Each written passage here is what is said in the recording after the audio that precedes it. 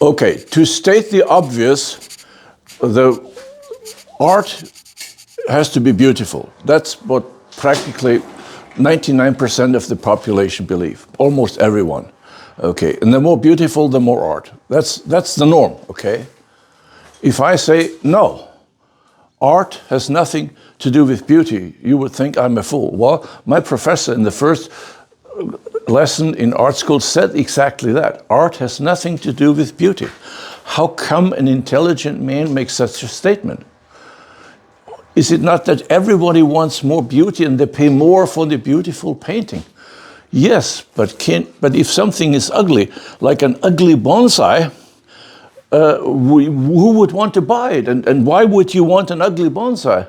And I say, well, we often find material which somehow does not fit into the normal scheme of trees, but it has some feeling, some character, and it moves me a lot, and but it's so ugly. And I learned you make it a bit more ugly, then it's even more dramatic and even better. But many people don't see the better, they see the ugliness. So the thing is, if art is about beauty, then the most beautiful painting must be the painting of the year, of the century. Okay, last century, there was, at the end of 1999, there was a big jury sitting together and deciding about the best painting of the century. That was the most beautiful painting, or not, or was it? Okay. It was not the most beautiful. It was the most impressive. The most impressive. So because this teacher continued and saying, art has nothing to do with beauty, but it has to do with impression. And you can impress with beauty, but not necessarily. You can also impress with ugliness. But who would want an ugly painting? Okay, 9/11, 9/11, everybody wants 9/11. Let's paint 9/11, and then you have some ugly thing. Well, you would probably go and paint a skyscraper and then an airplane going through it. That's banal. That's not ugly. But then you paint people dropping out of the jumping down, probably being dead in 5 seconds.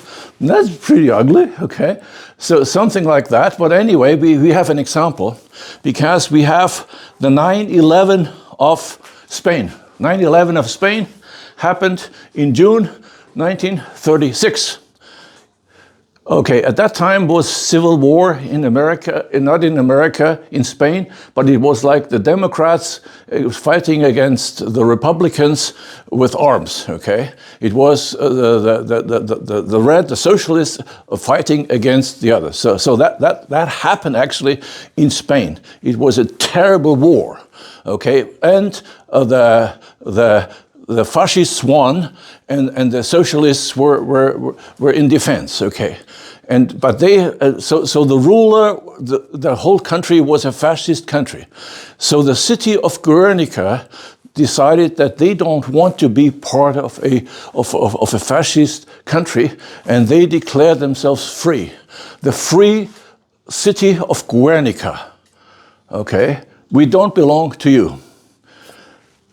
Okay, Franco, the ruler at that time, decided that this is impossible. If he lets them go, then the others will follow.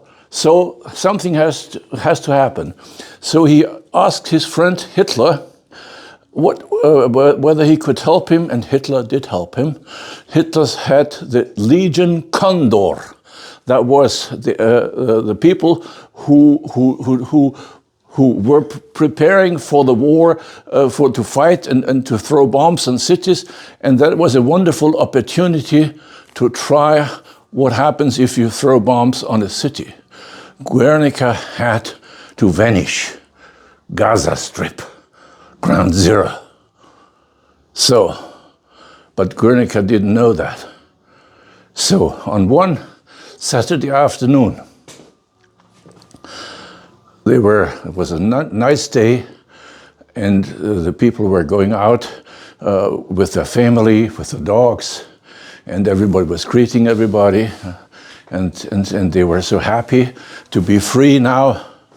And then they came, and they threw bombs on that city and destroyed that city like Ground Zero. Okay. 9/11 of Spain. Terrible, terrible. Okay.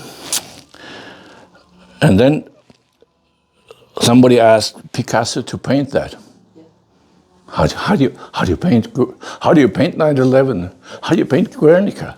Oh, you have an airplane and dropping bombs on the city. Yeah, okay.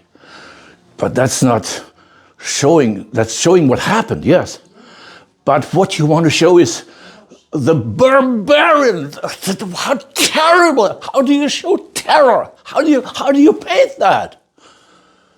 Okay, you show a little girl dying because of that.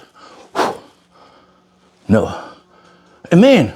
Oh, well, Amen is not good because he could have also been his own, not good.